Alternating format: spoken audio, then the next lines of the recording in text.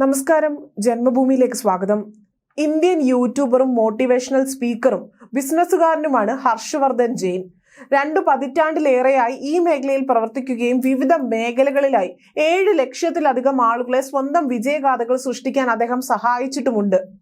ഇപ്പോഴിതാ ഹർഷവർദ്ധൻ ജെയിൻ യൂട്യൂബിലെ the Rahul മലോദിയ podcast എന്ന ചാനലിൽ തന്റെ ജീവിത യാത്രകളെ കുറിച്ചുള്ള യാത്രയിൽ RSSന്റെ സ്വാധീനത്തെക്കുറിച്ച് പറഞ്ഞതാണ് വൈറലായി മാറിക്കൊണ്ടിരിക്കുന്നത്.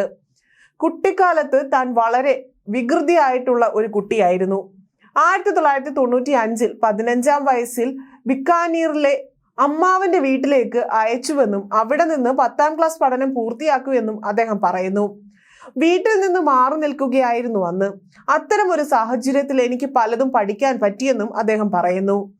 അടുത്ത വർഷം ജയ്പൂരിൽ തിരിച്ചെത്തിയപ്പോൾ രാഷ്ട്രീയ സ്വയം സേവക സംഘത്തിന്റെ ശാഖയിൽ പോയപ്പോഴാണ് ഇന്നുള്ള മോട്ടിവേഷണൽ സ്പീക്കർ ആകാനുള്ള വിത്ത് ഉള്ളിൽ പാകി കിട്ടിയത്. എനിക്ക് 16 വയസ്സായിരുന്നു അന്ന്. അക്കാലത്ത് എന്റെ ഗ്രാമത്തിൽ ഒരു RSS ശാഖ സ്ഥാപിച്ചിരുന്നു. അവർ എന്റെ അടുത്തേക്ക് വന്നു. രാവിലെ എത്താൻ പറഞ്ഞു. 150ഓളം ആൺകുട്ടികളുമായി ഞാൻ രാവിലെ എത്തിയപ്പോൾ ഇത്രയും പേരെ എത്തിക്കാൻ കഴിഞ്ഞതിൽ എല്ലാവർക്കും സന്തോഷമായിരുന്നു ഉണ്ടായിരുന്നത്. അവർ പതാക ഉയർത്തി അതിനെ വന്ദിക്കുകയും ചെയ്തു. RSS ശാഖയിലെ ആ 1-2 മണിക്കൂർ എന്റെ ജീവിതം മാറ്റിമറിച്ചിരുന്നു. പാട്ടും കീർത്തനവും പഠിച്ചതും ജീവിതം ചിട്ടപ്പെടുത്താൻ പഠിച്ചതും പ്രഭാഷകനാകാനുള്ള വിത്ത് പാകിയതും അവിടെ നിന്നായിരുന്നുവെന്നും അദ്ദേഹം പറഞ്ഞു.